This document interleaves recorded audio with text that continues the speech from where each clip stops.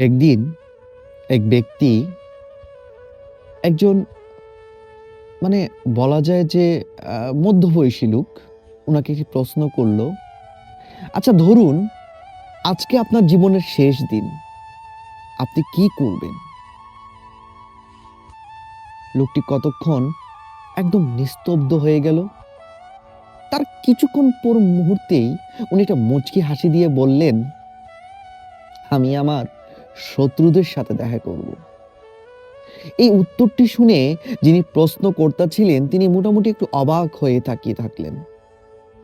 আপনি কেন? কেন আপনি শত্রুদের সাথে দেখা করবেন? তখন সেই ভদ্রলোকটি ব্যাখ্যা দিল ঠিক এভাবেই যে, "দেখুন, যারা আমার কাছের মানুষ, যারা আমার মায়ার মানুষ, যারা আমার অতি আপনজন, আমি তাদের সাথে দেখা করে আর মায়াটাকে বাড়াতে চাইব না। কেননা তাতে অন্ততপক্ষে কষ্টটাই বাড়বে, কোনো সুফল আসবে না। পক্ষান্তরে যারা আমার শত্রু রয়েছে, তাদের সাথে যদি আমি দেখা করি, তাদের সাথে যদি কথা বলি, অন্ততপক্ষে তাদের ভিতরে যে রাগ, যে ক্ষোভ, সেটা যদি একটু হলেও কমাতে পারি, অন্ততপক্ষে আমার মৃত্যুর পর তারা একটু হলেও আমার জন্য দুহাত তুলে সৃষ্টিকর্তার দরবারে আমার জন্য একটু ফরিয়াদ তো করবে। সেই আশায় আমি আমার শত্রুদের সাথে আমি দেখা করব।" দেখুন, আমাদের জীবনে অনেক মানুষ থাকে, যেইসব মানুষের সহযোগিতায় আপনি, আমি, আমরা কিন্তু উপরের দিকে উঠতে থাকি। যারা সমালোচনা করেন, তারা কিন্তু আসলেই আপনার জীবনের একটা বড় অংশ সফলতার। আপনি একটাবার চিন্তা করুন, আপনি কোনো লেখা লিখলে যারা আপনার বানানগুলোর ভুল ধরছে, তারা কিন্তু পক্ষান্তরে আপনারই উপকার করছে। তাদের সেই বানান ভুল ধরার কারণেই কিন্তু আপনি শুদ্ধ জিনিসটি শিখতে পারছেন, আবিষ্কার করতে পারছেন, প্রকাশ করতে পারছেন। শত্রুদের থেকে সতর্ক থাকা ভালো, কিন্তু শত্রুদেরকে কখনো ঘৃণা করা উচিত নয়।